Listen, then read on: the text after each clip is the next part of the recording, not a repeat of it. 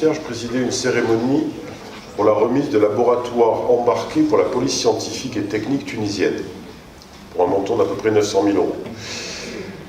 Hier soir, j'ai vu au téléphone le ministre du Tourisme pour lui annoncer une autre bonne nouvelle. L'Union européenne va engager un programme de 51 millions d'euros pour soutenir le tourisme en 2019. Ce matin, j'étais un peu en retard, je m'en suis excusé auprès de monsieur le ministre et de mes collègues, parce que je devais faire un virement d'appui budgétaire pour la transition énergétique et la formation professionnelle en Tunisie d'à peu près 33 millions d'euros.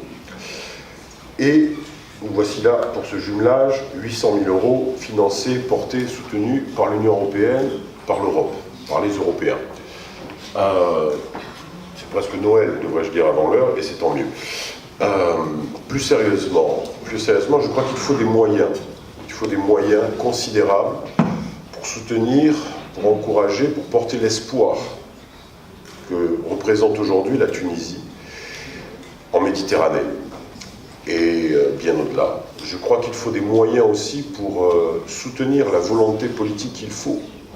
La volonté politique qu'il faut pour, je le dis toujours inlassablement, pour faire bouger les lignes, pour faire changer les choses, pour réformer, là où il est nécessaire de réformer. Et c'est ce que nous soutenons. Nous, Européens, moi en particulier en tant qu'ambassadeur de l'Union européenne, c'est ce que nous soutenons aujourd'hui en Tunisie.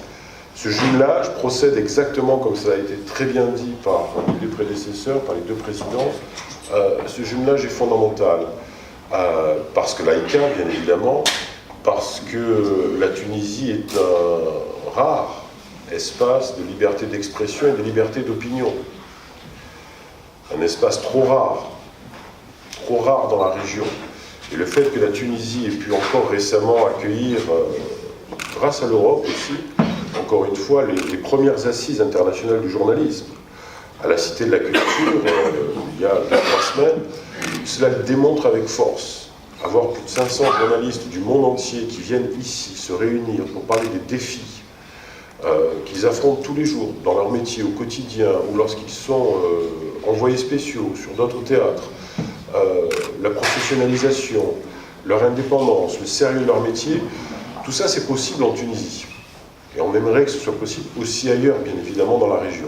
C'est pour ça que l'Europe soutient ce projet de jumelage, c'est pour ça aussi que l'Europe, bien évidemment, s'est engagée pour la professionnalisation des médias, le président de l'AICA l'a rappelé tout à l'heure, dans un programme plus vaste encore de 10 millions d'euros, depuis plus d'1 an maintenant.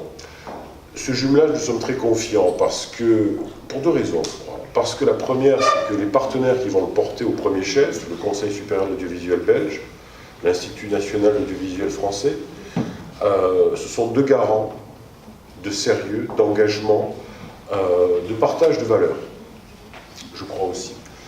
La deuxième raison, je crois, c'est aussi parce que l'AICA a déjà, en tant qu'instance indépendante, démontré à la fois ses vertus, et elle va le continuer de le faire, j'en suis convaincu, mais aussi, comme là encore, ça a été très bien rappelé, l'AICA fait partie des instances indépendantes, prévues par la Constitution de 2014.